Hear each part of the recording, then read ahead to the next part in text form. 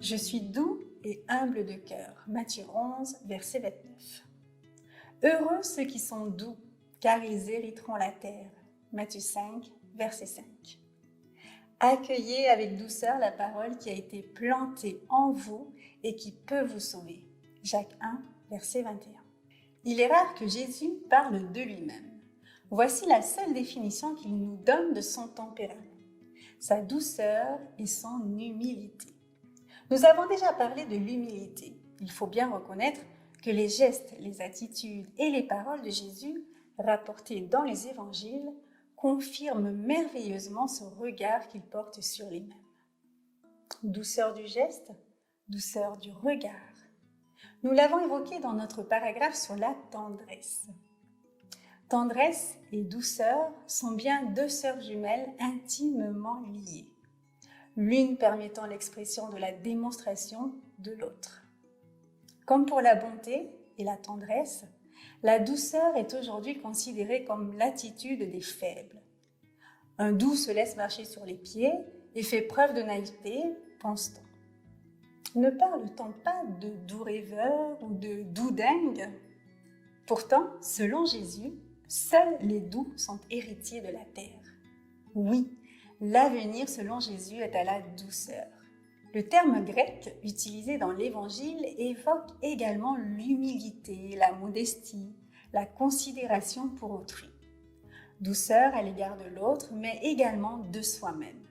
C'est aussi s'autoriser à prendre le temps pour s'accueillir soi-même avec tendresse, patience, bienveillance. J'aime également cette invitation de l'apôtre Jacques à accueillir avec douceur la parole plantée en nous. Cette parole divine qui a besoin du temps pour mûrir, ne rien bousculer. Comme pour un bon thé, il faut lui laisser le temps d'infuser pour qu'il parfume la tasse. Ne rien précipiter en nous pour laisser le parfum de Dieu se répandre calmement dans nos vies. C'est aussi cela, s'habiller d'un habit de douceur. Laissez-moi vous raconter une histoire. « Bonjour », dit le petit prince. « Bonjour », dit le marchand. C'est un marchand de pilules perfectionné qui apaise la soif. On en avale une par semaine et l'on n'éprouve plus le besoin de boire. « Pourquoi vends-tu ça » dit le petit prince.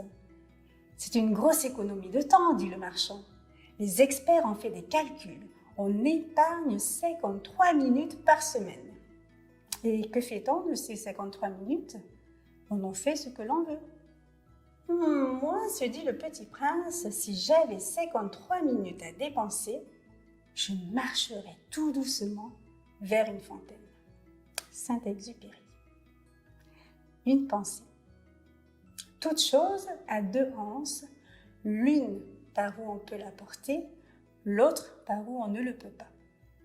Si ton frère a des torts, ne le prends pas du côté par où il a des torts. Ce serait l'anse par où on ne peut rien porter. Prends-le plutôt par l'autre, te rappelant qu'il est ton frère, qu'il a été nourri avec toi, et tu prendras la chose par où on peut la porter. Épictète.